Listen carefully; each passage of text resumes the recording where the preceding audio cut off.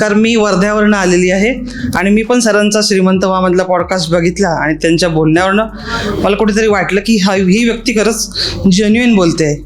Trading करण्याचं स्वप्न होणे किंवा विचार बरेच दिवसांचा होता, पण तो यूट्यूबला हा क्लास करू तो क्लास करू असं विचार करण्यातच गेला. क्लास कुठलेच लावले नाही. 2 वर्षापूर्वी भाऊ माझा UK मध्ये असं तो आला, त्यांनी झिरोदाला अकाउंट उघडून दिलं.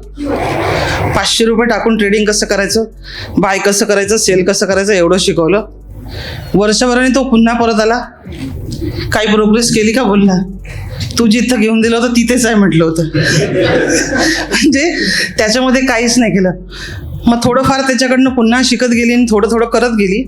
फक्त इक्विटी मार्केटमध्ये फक्त त्याला स्टॉप लॉस लावायचा नाही, असं काहीही करता येत नव्हतं. फक्त घ्यायचं, होल्ड करायचं. वाटलं कधीतरी की हे विकले पाहिजे तेव्हा विकून द्यायचे.